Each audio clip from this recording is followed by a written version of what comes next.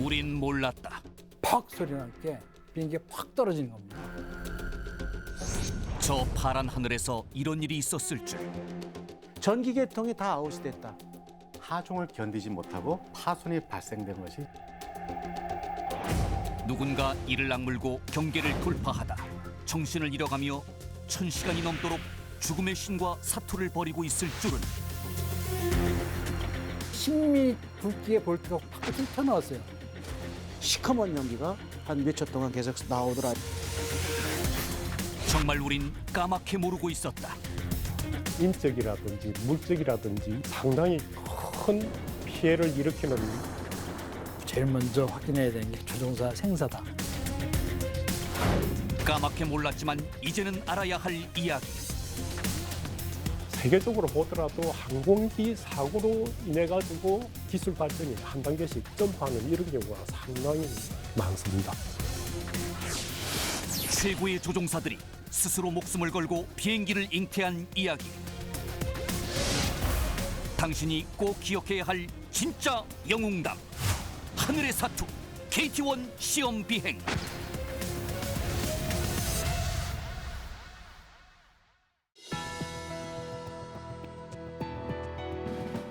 여러분 안녕하십니까? 첨단 국가의 초석 방위산업의 라미경입니다. 강철은 두드릴수록 단단해진다는 말이 있습니다. 항공기를 개발할 때는 그렇게 두드리고 또 두드리는 작업이 하늘에서 진행이 됩니다. 바로 그 시험 비행인데요.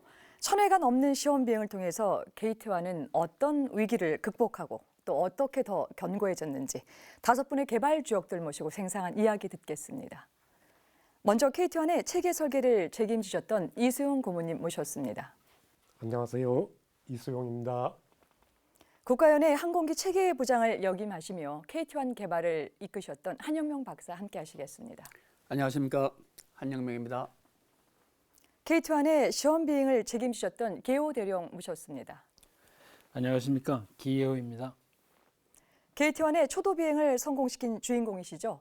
한국의 첫 시험 비행 조종사 이진호 중령 나오셨습니다. 안녕하십니까, 이진호입니다.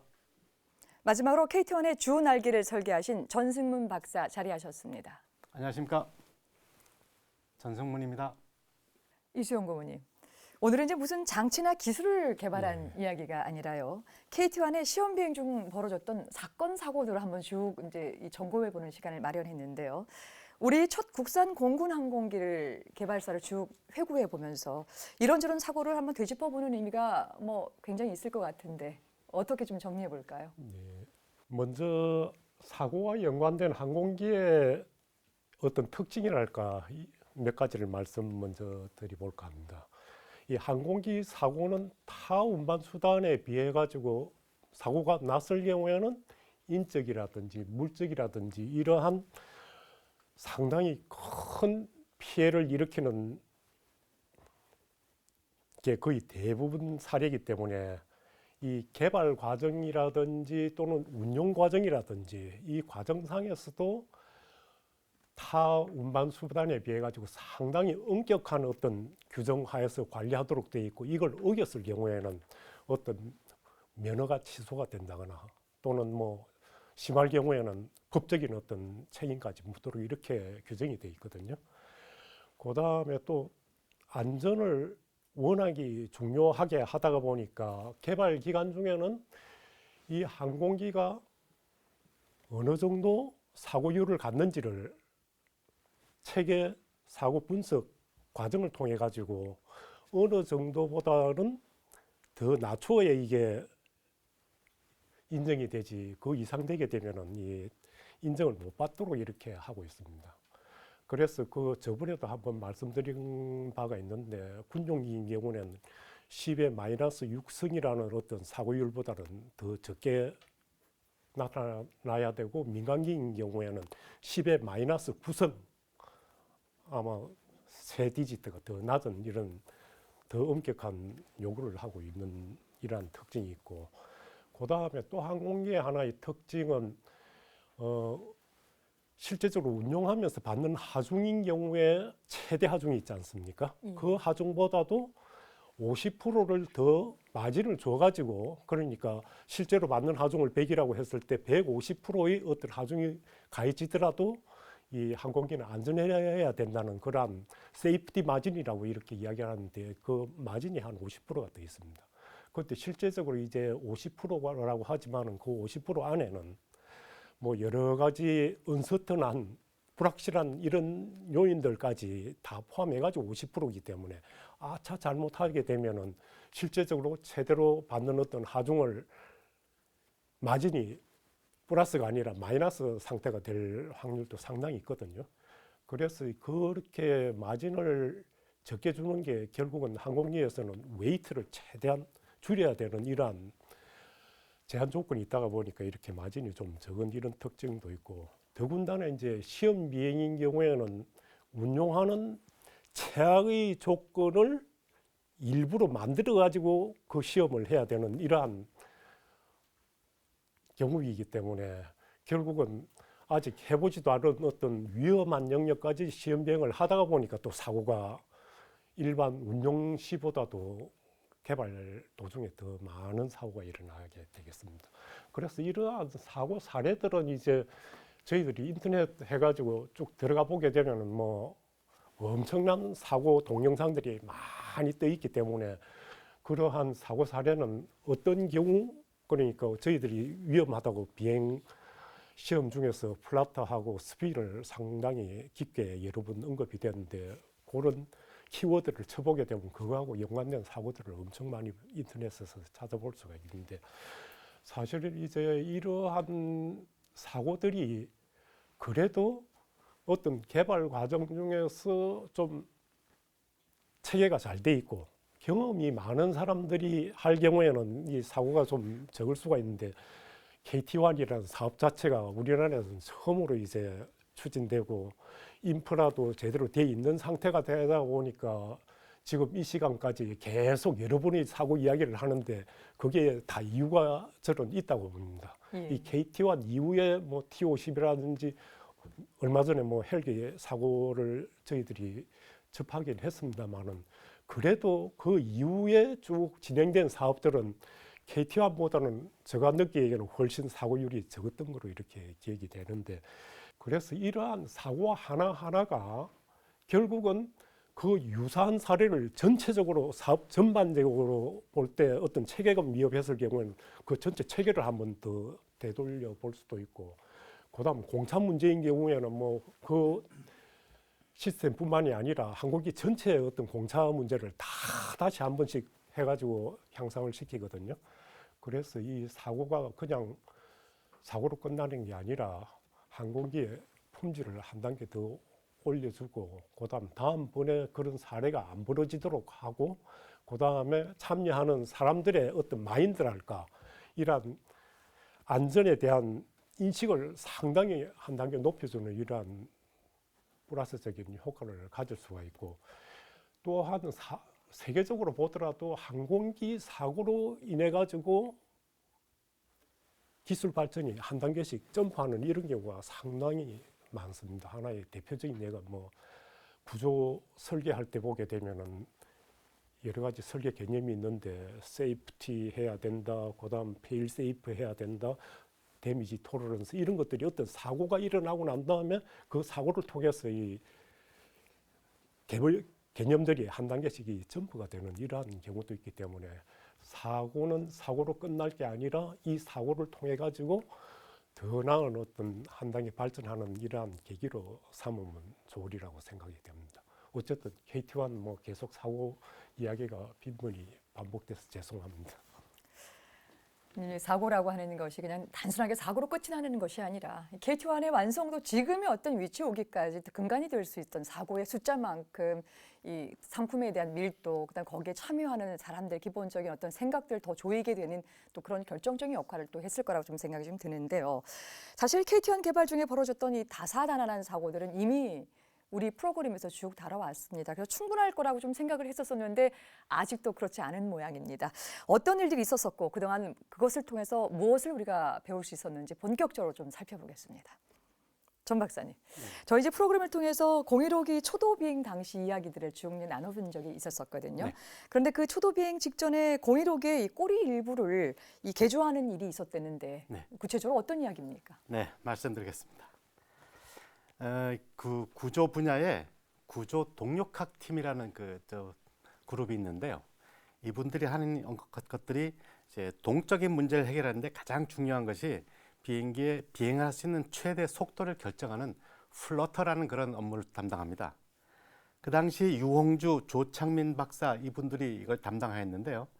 초도 비행 전에 이 동적인 해석을 해봤더니 이 비행기 그 꼬리를 보십시오. 이게 이제 수평미이고 수직미익인데요. 수평미익 뒤에 승강타라는 우리는 이제 엘리베이터라고 부르는 그런 것들이 붙어 있습니다. 요것의 진동 모드가 특이해가지고 속도가 너무 낮게 예상이 돼서 이 상태로 초도비행을 하면 떴다가 내려야지 더 속도를 증가시켜서 비행하기 곤란한 그런 결과가 나왔습니다. 그러니까 그냥 초도비행도 아니죠. 그래서 초도비행을 성공하기 위해서는 반드시 이 부분의 설계 변경이 불가결한 그런 상황이었습니다. 그래서 이 문제를 이제 어차피 해결해야 되기 때문에 플러터 방지를 위해서 여기에 엘리베이터하고 수평미익하고 연결되는 부분에 어떤 식의 설계 변경이 필요한지 구조 설계팀하고 구조 동력학 팀이 머리를 맞대고 고민한 결과 여기에 힌지의 개수를 하나 더 늘려야 되겠다. 기존에는 양쪽에 2개씩 힌지가 있었는데요. 엘리베이터 끝에 힌지를 하나 추가하는 그런 설계안이 나왔고 결국 긴급 설계를 하고 도면을 만들어서 대기하고 있었습니다. 왜 대기를 하냐면 그 당시에 비행기는 주간에는 지상 시험을 한다고 비행기를 계속 써야 되기 때문에 개조할 저희한테 주어진 낮에는 비행기를 저희가 개조할 수 없습니다. 그래서 날짜를 잡았는데 12월 3일로 기억하는데요. 아마 결과적으로 초도 비행 9일 전입니다.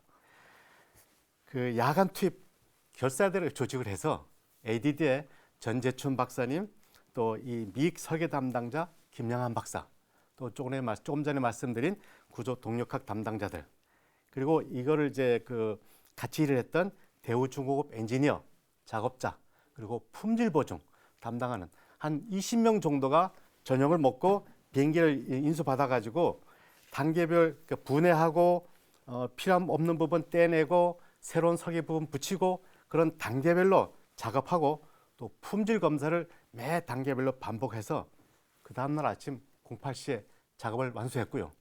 끝나자마자 구조 동력학 팀이 투입이 돼가지고 진동 모드를 측정해서 문제가 없음을 확인했습니다. 사실 그때 무슨 일이 있으면 꼭 날씨가 그렇게 추워요. 그래서 우리 전재춘 박사, 김영한 박사 두 양반은 독감에 걸려가지고 제 기억에 초도비행 전날쯤 겨우 아마 이렇게 나타날 수 있었다고 생각합니다. 저는 이제 이런 경험을 하면서 이게 개발 시험 중에 그냥 단순한 시행착오가 아니고 이런 일들이 다시는 없어야 되기 때문에 구조 설계팀, 구조 동력학팀 그런 사람들이 뒷부분이 아니고 설계 초기 단계부터 긴밀한 협업이 필요하다. 그런 뼈저린 교훈을 얻었습니다. 비행기의 날개는 움직임에 따라 고정익과 회전익으로 구분한다. 하지만 고정익에도 움직이는 부분이 있는데 이를 조종면이라 부른다. 조종면은 항공기의 방향, 자세를 조종하는 외부 장치다.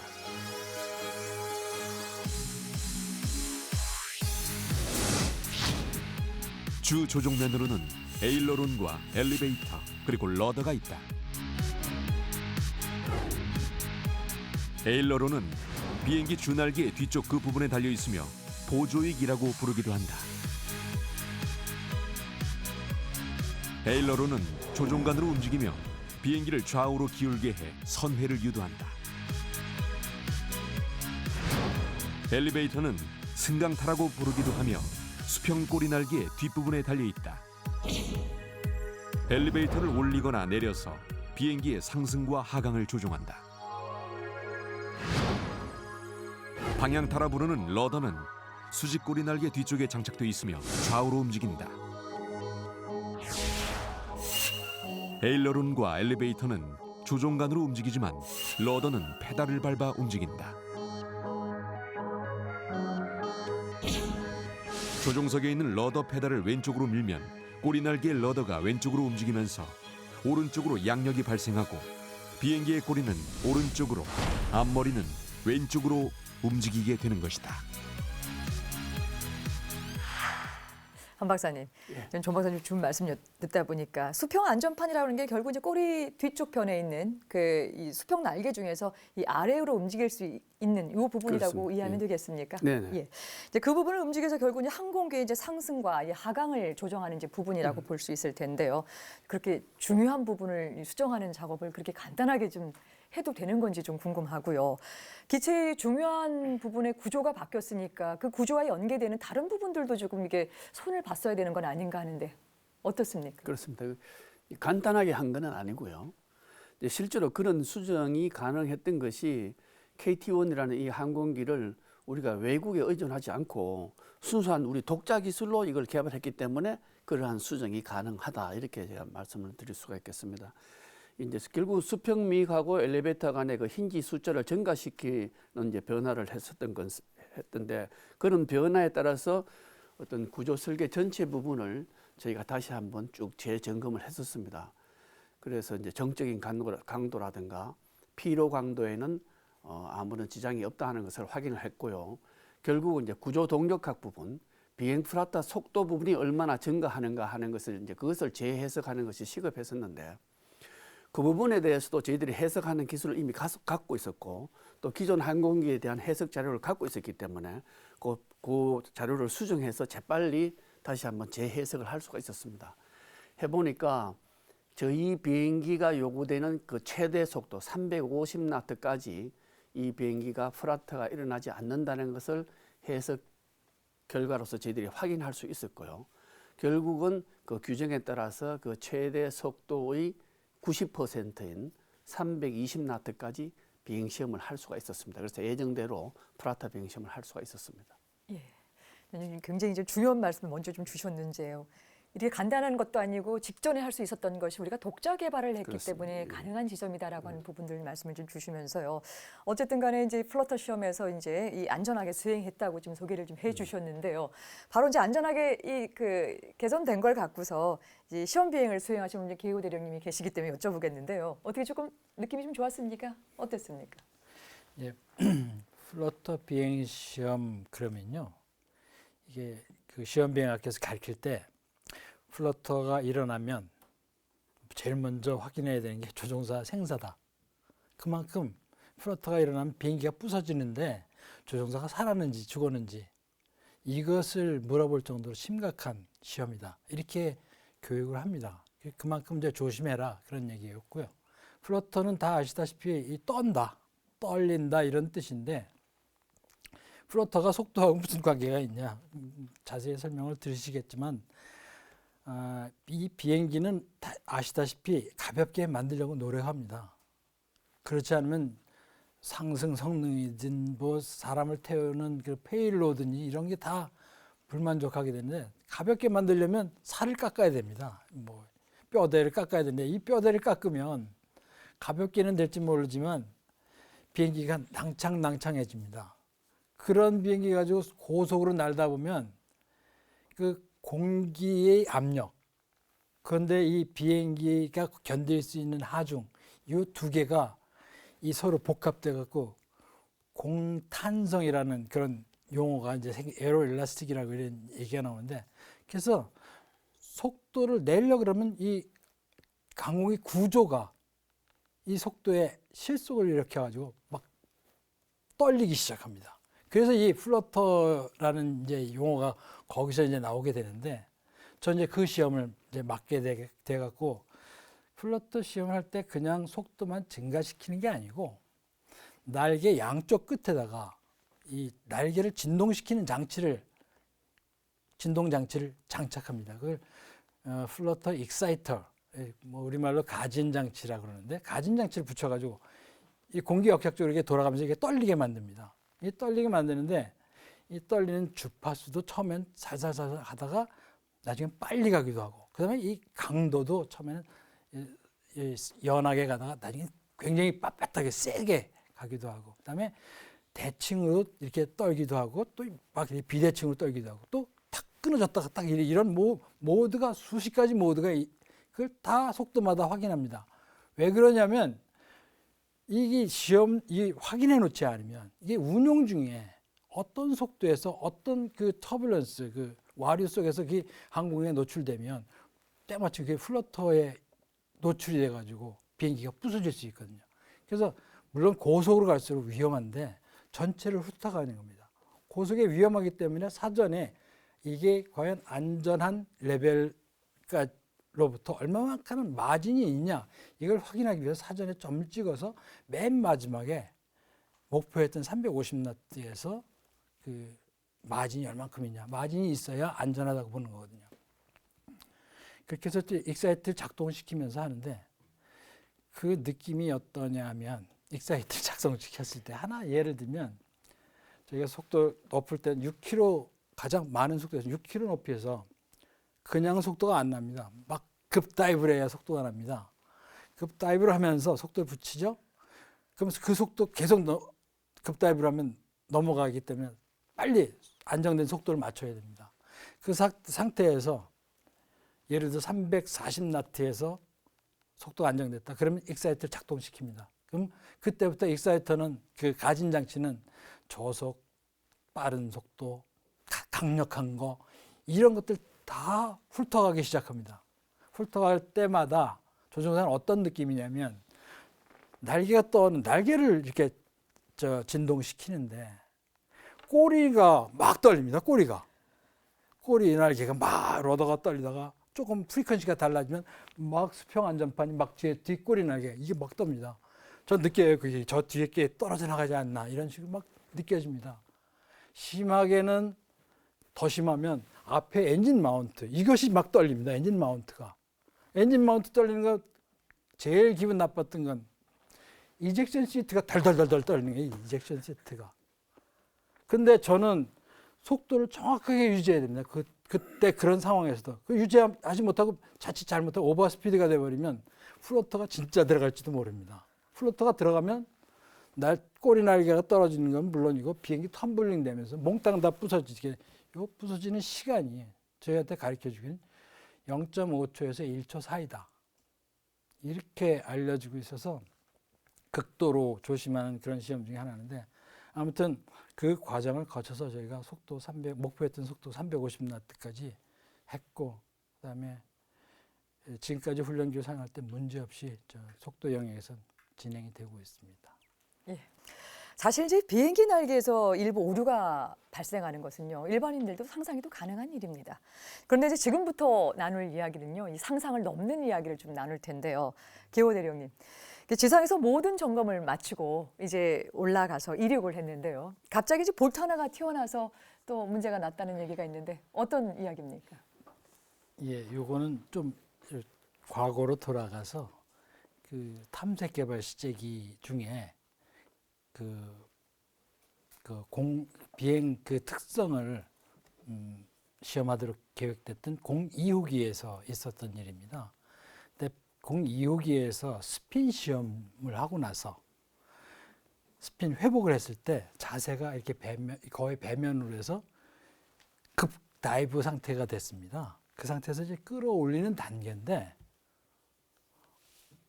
글쎄요, 전 비행 생활하면서 이런 일이 처음 겪어보는 일이라서 이게 조종관이 중간에서 중간보다 약간 오른쪽 가서 왼쪽으로 가지라는 거예요.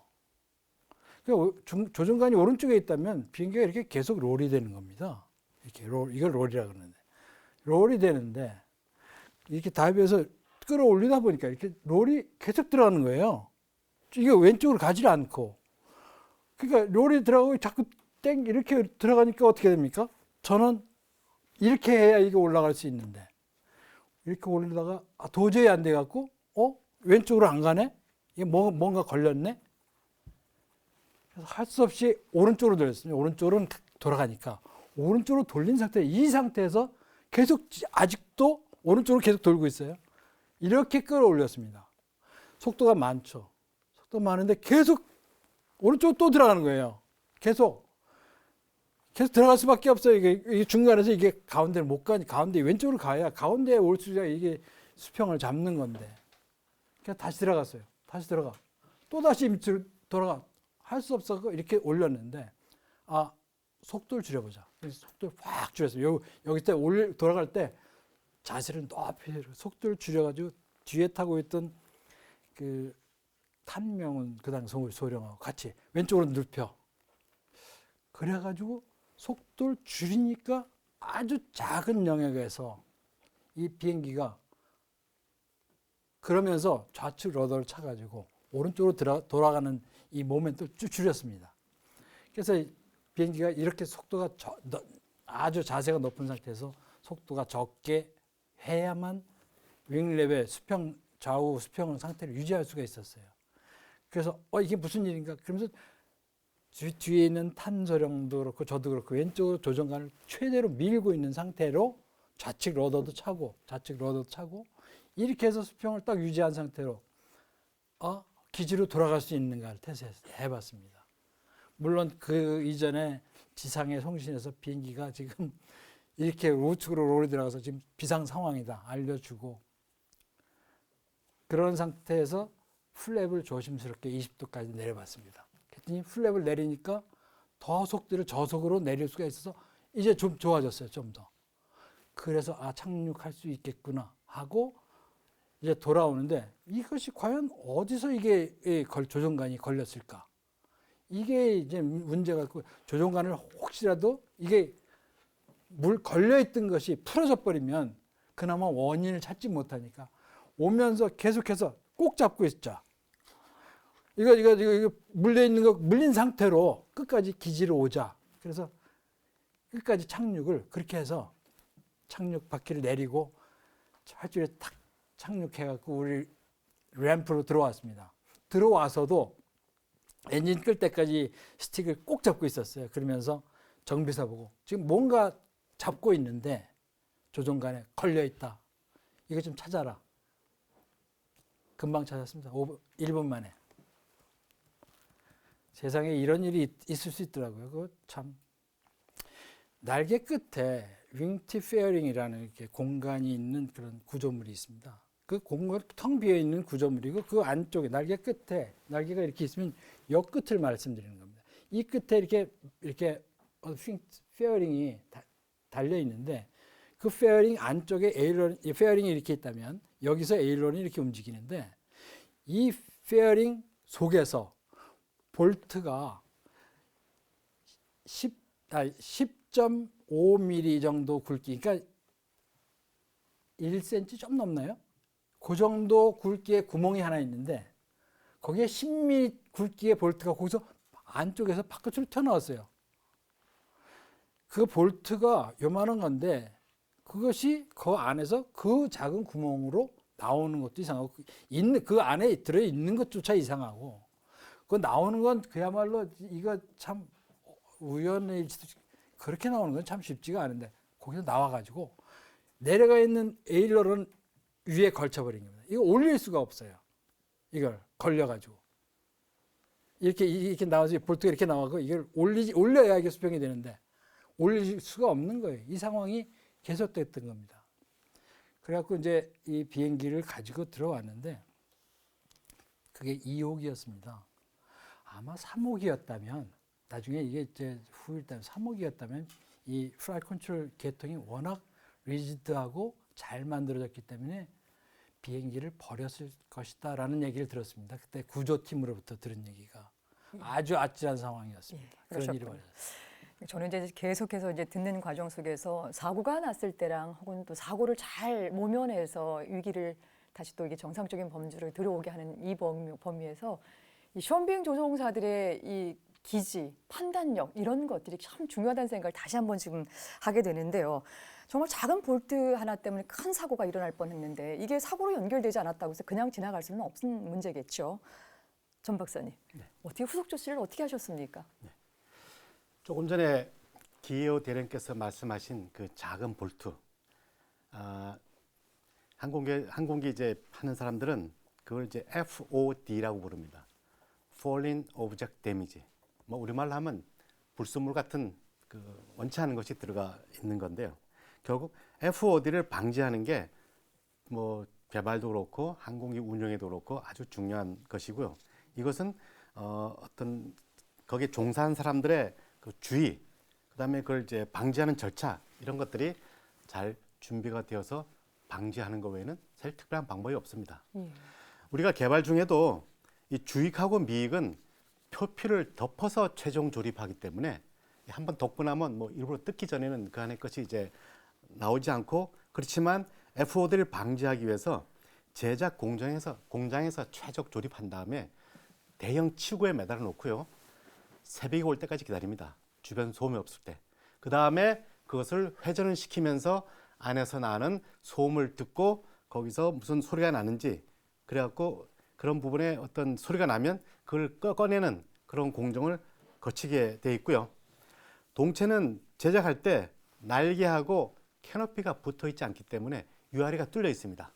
그래서 조립을 한 다음에 치구에서 매단 다음에 뒤집어 가지고 거기서 FOD를 제거하는 그런 과정을 거치고 있는데, 뭐 그런 부분들을 그동안 해왔습니다만은 조금 전에 말씀하신 그런 사태를 더 이제 발생하면 안 되기 때문에, 그게 어디서 나왔는지는 알 수 없겠습니다만 모든 데서 다 철저히 관리해야 되기 때문에 절차를 더 세분화하고 철저히 준수하는 그런 과정을 겪었습니다.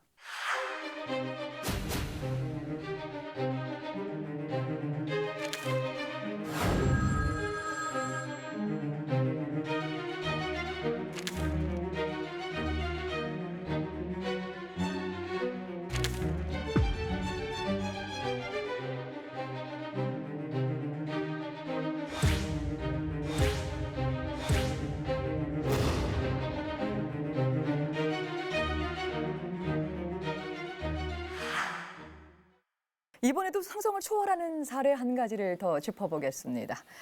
이진호 중령님, 시험 비행 중인 조종사가 휴대폰으로 통제실에 전화를 걸었던 적이 있다고 하는데요. 이게 뭔가 와전된 정보는 아니죠? 어떤 내용입니까? 개요는 이렇습니다. 이 비행기는 사실은 KT-1 자체의 개발 중에 일어난 건 아니고요. KT-1과 K-1이 같은 개발 과정 속에 있었는데 훈련기인 KT-1은 개발이 끝나서 이제 생산 중에 있을 때 이게 양산 5호기 공군의 수락 시험 중에 일어난 거거든요. 이 중에서도 아주 저보다 더 훌륭한 베스트 베테랑 조종사 장창렬 소령과 오영접 소령 두 분께서 비행하시던 비행 중인데 저 사천기지 근처 지리산 상공에서 비행 중하고 있었습니다. 비행 시험하는 과목이 있겠죠. 그 수평 비행할 때는 괜찮았었는데 이게 이제 뱅크라고 경사를 주고 좀 이렇게 기동을 하면 뭐가 뚝딱 뿌지직 뚝딱 소리가 났었대요. 그러면서 통신이 이렇게 왜 우리 저 오디오 시스템 틀면 잘못돼 뚝딱 그렇듯이 그런 거 이상하다. 처음에 이게 반복돼서 이거 뭐가 이상하다. 우리 저기 임무 포기하고 내려가자. 그래서 그러자. 그리고 임무 포기하고 이제 기지로 올라고 해서 그때는 이제 좀 빨리 가자 그랬고 좀 꽉 했겠죠. 그때 뚜둑 뻑 그러면서 뭐 전기 관련된 라디오, 라이트, 계기 이런 게 다 없어졌다는 거예요. 이거 뭐지? 이거 저희들이 아까 이제 기선배님들 말씀하셔서 저도 얘기하고 비상이 걸리면 하는 거 그에 따라서 하다 보니까 이제 찾아낸 게 전기 계통이 다 아웃이 됐다. 전기 계통이 아웃됐네. 예. 이제 이게 문제가 이제 된 겁니다. 그래서 저희는 아까 말한 싱글 페일리어 전기 계통이 KT-1에는 발전기가 있고요, 배터리가 있고요. 또 거기에 세컨더리 배터리가 있어서 2중 3중으로 이게 고장났을 때 이게 고장났을 때 이게 그래서 나중에 이제 원인은 엔지니어링적으로 이제 밝혀주실 거지만 어쨌든 모든 전기 계통이 되게 됩니다. 그렇게 되면 전기로 작동하는 게 문제가 되겠죠. 그중에 제일 크리티컬한 게 뭐냐면 착륙 장치를 못 내립니다. 전기식으로 작동하기 때문에. 예. 두 번째는 고양력 장치 프랩도 내릴 수가 없어요. 그러니까 착륙을 위한 어떤 정상에서 벗어나도 이제 점점 막 벗어나기 시작하고요.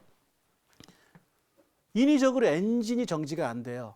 엔진을 정지시키려고 그러면 거기 이제 최소 출력으로부터 얘를 이제 정지시키는 위치까지 해야 되는데 거기 전기 장치가 요거를 못하게 하는 장치가 있거든요.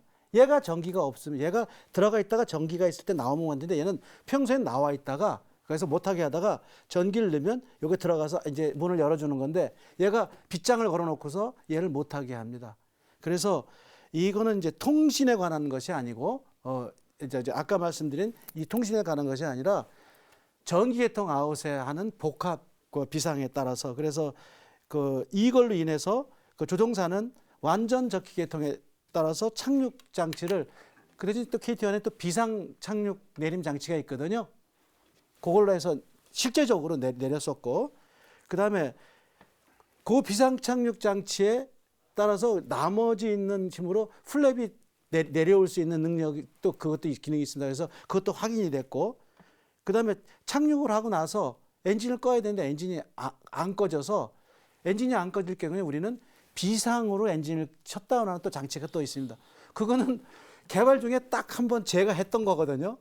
개발 중에 그것도 아주 컨트롤된 상태 지상에서 그런데 그거를 실제 비행해서 그걸 해서 비행 중에 그걸 작동시켜서 그 문제 없이 다 작동하는 것이 발견됐고 근데 그걸 시험할 때는 우리는 엔진을 최소 출력 이하로 내려놓고 이제 했었는데 지금 이거는 그 파워가 어느 정도 있는 상태에서 이걸 지상에서 끄니까 얘가 꺼지면서도 나머지 연료들이 나오고 있는 게 있잖아요. 아직 불연소된 연료가 한꺼번에 꺼지면서 나오니까 전에는 그냥 조금 흰 연기 조금 나오고 말았는데 이거 끌 때는 시커먼 연기가 저기 뭐 칙칙폭폭 기차에서 나오듯이 시커먼 연기가 한 몇 초 동안 계속 나오더라. 이런 것들 배기 연기가 나오더라. 이런 것들을 그 발견해낼 수 있던 그런 겁니다. 그다음에 이제 아까 그 전화했다는 건 언제냐면 그러고 들어오는데 비상 랜딩기어를 내렸는데 착륙 장치를 내렸는데 평소에 우리가 연습하던 것 같이 이렇게 충충충 충격음이 없는 거예요. 근데 인디케이션으로서는 3그린이라고 해서 이제 세 바퀴가 내려놨던 게 조종석에 우리는 확인하는데 지금 전기계통이 나오시 그것도 모르잖아요. 충격도 없고 긴가민가해서 쭉 오면서 조종사들이 저희들이 이제 공중 충돌 방지 통신도 안 되고 아무것도 안 되니까 그때까지 조종사는 자기가 핸드폰을 갖고 있다는 걸 모르고 있었고 와서 이렇게 저희들 일부씩 삼각형으로 그리는 그 표시가 있습니다. 비행 중에 그러면 관제탑에서 레이더를 보면서 이 사람 뭐가 문제가 있다. 그리고 쭉 들어오면서 착륙 장도로 들어오면서 저희들이 윙 락킹이라고 이렇게 윙을 막 흔들어요. 나 지금 통신이 안 되는데 나한테 착륙허 가져.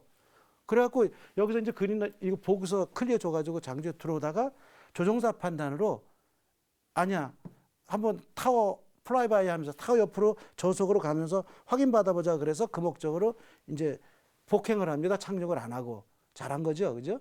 그냥 그때 온소령이 후방석에서 자기 핸드폰이 있는 거를 알고 있어요. 근데 왜 그거를 인지 못하냐면 저희들은 비행할 때 통신 보안 및 통신 장애, 그다음에 FOD 방지 이런 걸 위해서 비행할 때 저희들은 이런 것들 모두를 다 이렇게 놔두고 가거든요. 특히 요새 것들은 이제 사진을 찍을 수가 있어서 보안 위규인데 깜빡 잊어버리고 갖고 간 거죠.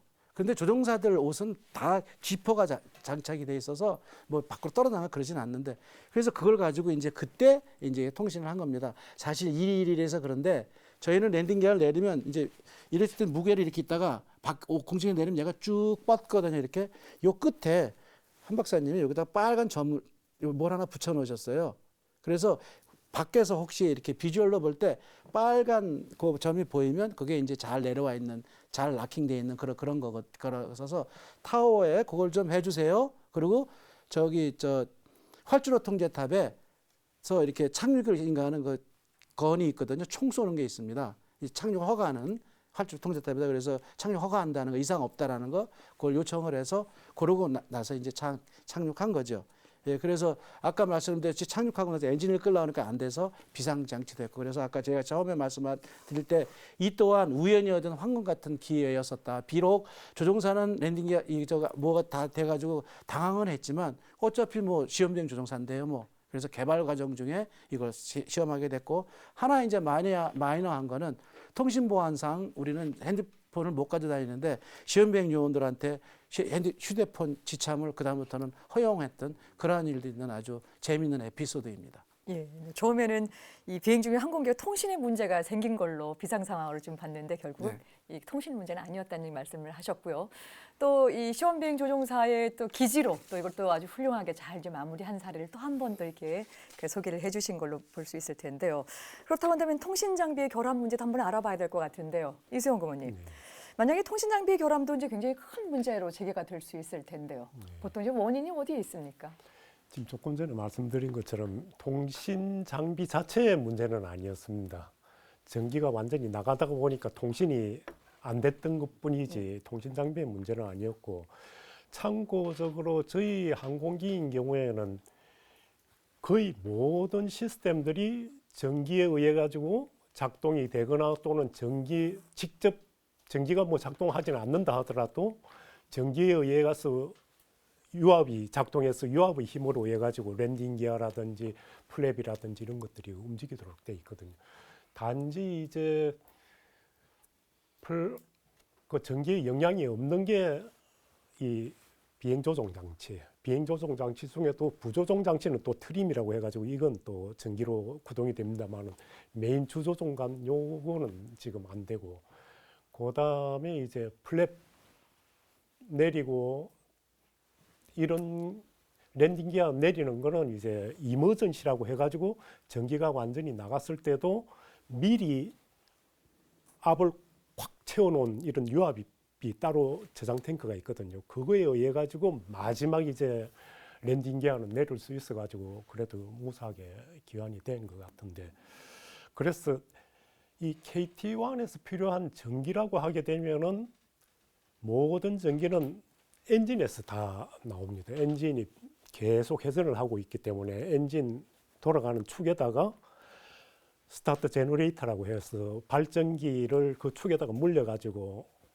회전을 시키게 되면 거기에서 전기가 발생이 되거든요. 그래서 이제 비행하면서 전기도 물론 사용합니다만은 일부 전기는 계속 배터리에 공급이 됩니다.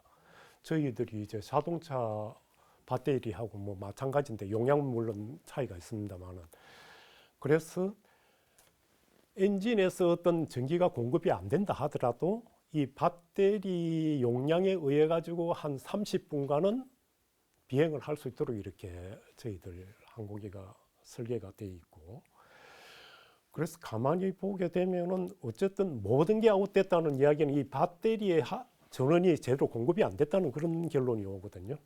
그 배터리하고 이제 각 장비에 공급되는 시스템을 가만히 보게 되면 저희들이 이제 집에서 전기를 쓸 때 한전에서 이제 보내주는 전기 라인을 받아가지고 현관에 보게 되면 배전판이라는 게 있지 않습니까? 배전판에서 각 방에 이제 이렇게 나누어주면서 서큐트 브레이크도 있어가지고 과전류가 흐르게 되면은 그게 뭐 뽑히고 메인 전원도 꺼지기도 하는데, 저희들 항공기도 비슷한 그런 시스템으로 되어 있습니다.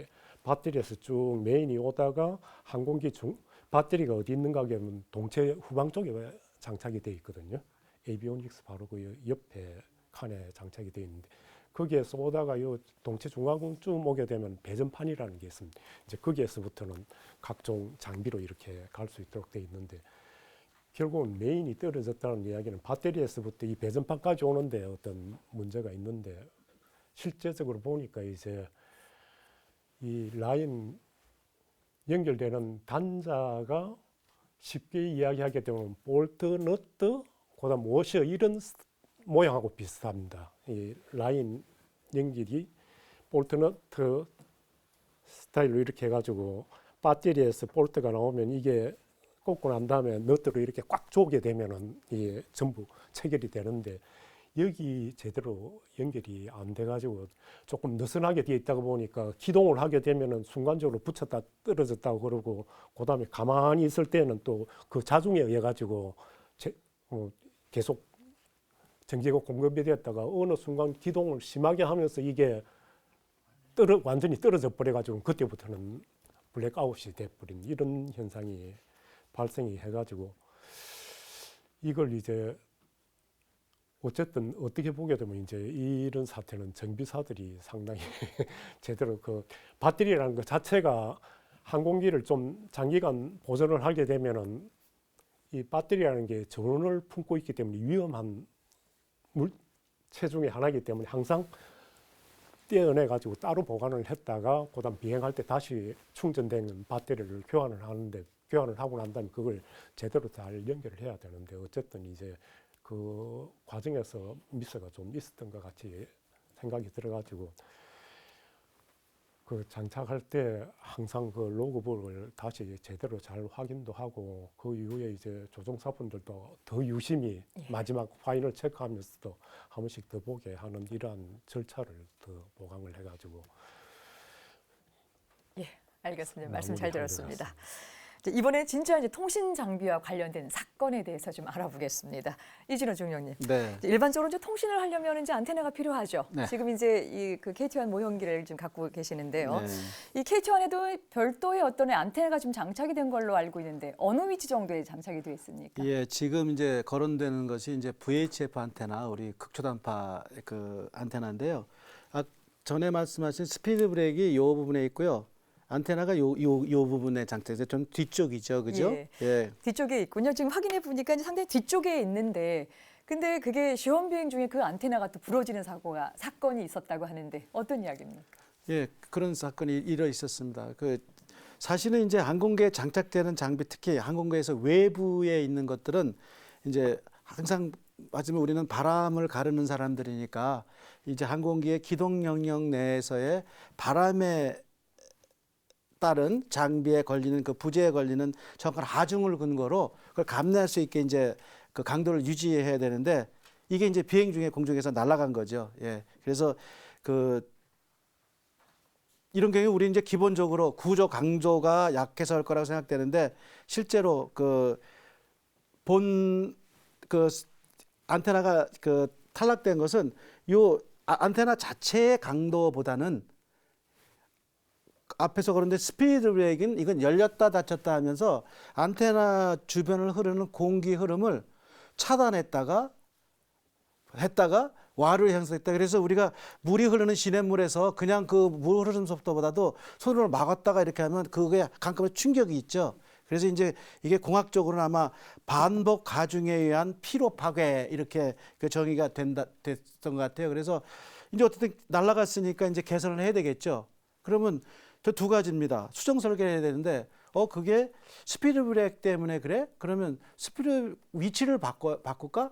근데 저희가 안테나 같은 통신 전자 장비들의 어떤 위치는 거기에는 전자기 간섭이나 이런 거를 고려해서 해야 되기 때문에 위치를 함부로 바꿀 수 없습니다. 예, 그래서 어차피 궁극적으로 이거든 저거든 부러져 나갔다는 것은 안테나의 구조 강도가 약해서 그런 거니까 구조 강도를 증가시켜서 다시 장착하고 위치도 조금 이제 밑에 보강을 위해서 약간은 변경시켰나 하여튼 그 구조 강도를 보강해서 다시 장착한 그런 사건입니다. 예. 지금 이제 그 안테나의 이제 이탈 원인을 스피드 브레이크 때문에 영향을 받아서 그렇다라는 이제 설명을 좀 주셨는데요. 한 박사님. 이제 그런데 이 실질적으로 KT1 설명할 때 이 스피드 브레이크가 굉장히 자랑할 수 있을 만큼의 중요한 지점으로 지금 이야기가 좀 되고 있는데요. 이왕 나온 얘기니까 좀 어떤 장치인지 대략적인 설명을 좀 듣고 싶습니다. 네, 당시만 해도 항공기의 그 큰 하중을 받는 구조물을 그 금속이 아닌 복합 재료 컴포짓 매트리얼로 개발한 사례가 국내에는 없었습니다. 그런데 저희들이 이제 KT1을 개발하면서 그 하중을 많이 받는 구조물을 복합 재료로 개발하는 기술을 확보해야 되겠다. 미래를 위해서. 그런 측면에서 이제 KT1 할 때 그 스피드 브레이크를 복합 재료로 개발을 하게 되었고 성공을 했습니다. 사실 그게 효시가 되어서 그 이후에 개발된 T-50 고등훈련기 같은 경우는 미익부 전체가 복합 재료로 개발이 됐고 지금 현재 개발 중인 한국형 전투기는 드디어 주위까지 복합 재료로 개발하는 그런 단계를 밟게 되었습니다. 그래서 저희들이 스피드 브레이크를 복합 재료로 하는 것이 그 시작이었다 하는 점에서 이제 자랑스럽게 생각을 하고 있습니다. 그리고 이제 제가 이 자리를 빌어서 꼭 좀 한 가지 말씀드리고 싶은 것이 저희들이 지난번부터 이제 많은 시간을 할애해서 KT1 개발간에 생겼던 사건 사고들 실수들 이런 것들을 이제 얘기하게 되는데 결국 저희들은 이 사건 사고 실수들을 통해서 교훈을 얻고 또 결국은 개발에 성공하고 세계 최고의 기본 훈련기 개발을 함으로 해서 이제 세계 수출하게까지 되는 이런 이제 기술적인 성과를 얻게 되었는데 최근에 그 연구개발 환경들은 이렇지 못하고 상당히 그 규제 일변도로 연구개발이 관리가 됩니다. 그래서 어떤 실수를 하게 되면은 그것을 징계를 하고 심지어는 배상을 시키는 이런 분위기 속에서 개발자들이 개발을 하게 됩니다.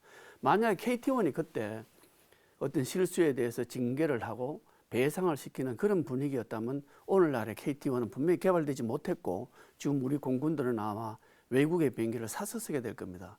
그래서 저는 최선의 개발 결과를 갖기 위해서는 지금의 그 규제 일변도의 연구개발 환경 이것은 분명히 개선이 돼야 된다는 것을 제가 그 원로 연구원이니까 꼭 좀 이 자리를 빌어서 말씀드리고 싶습니다.